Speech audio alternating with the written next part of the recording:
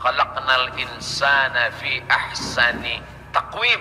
Dari bentuk susunan fisiknya paling sempurna, dari bentuk keseimbangan antara akal dengan nafsunya juga sempurna. Ada yang satu ini nafsu aja, tak ada akal, binatang. Ada yang satu ini akal saja, tak ada nafsu, malaikat. Makanya kalau ada teman kita nafsu aja, tak ada akal, kita udah tahu dia sama geng mana. Maka paling sempurna bentuknya, keseimbangannya manusia. Tapi Allah tidak sebutkan manusialah yang kujamin rezekinya, tidak. Allah sebutkan yang paling hina. Kalau binatang yang kotor tidak berakal saja dijamin Allah rezekinya, apalagi manusia. Maka ada ungkapan pepatah orang Melayu, rezeki musang tidak akan dihabiskan harimau.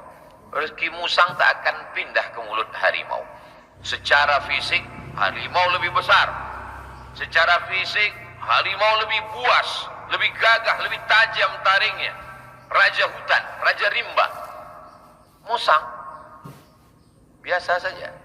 Bahkan ada musang yang paling keren ya kopi luwak, karena itulah makanan dia. Tapi rezeki musang tidak akan mungkin dihabiskan harimau.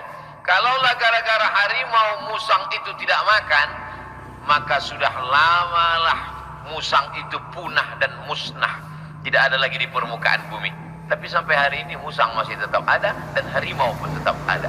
Begitu Allah Subhanahu wa taala mencari, menyediakan rezekinya. Binatang yang melatanya tidak pula di atas tanah. Justru dia unik. Kalau binatang yang lain kakinya di atas tanah, kepalanya, dia justru terbalik. Justru kaki dia yang ke atas, dia yang ke bawah. Bukan Spiderman, cicak. Makanannya pun luar biasa. Yang dia makan tidak melata tapi yang terbang, nyamuk. Bisa juga dia makan.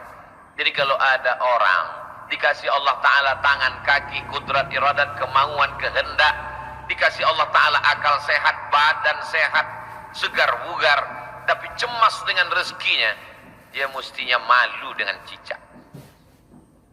Kemudian bagaimana Allah Subhanahu wa taala membagi rezeki itu? Lau tawakkaltum 'ala Allah haqqa tawakkulih. Kalau kamu bertawakal kepada Allah sebenar-benar tawakal, la razaqakum kama ruziqat thair. Kamu diberi Allah rezeki sebagaimana seekor burung mendapatkan rezeki. Bagaimana seekor burung mendapatkan rezeki? Taghdu khimasan wa taruhu bitanan. Terbang keluar sarang pada waktu pagi dalam keadaan perut kosong dan pulang dalam keadaan perut kenyang. Sampai hari ini belum ada burung yang tidak mau terbang karena khawatir dapat rezeki atau tidak. Burung merpati terbang tinggi, tahu dia di mana letak sarangnya dan pulang dia dalam keadaan perut kenyang.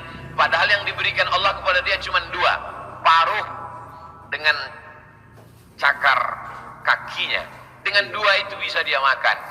Uniknya burung-burung ini adalah makanannya berada di dalam air, dia di atas udara, lalu kemudian dia hanya sebentar saja memantau, masuk dia ke dalam dan bisa diangkat kembali.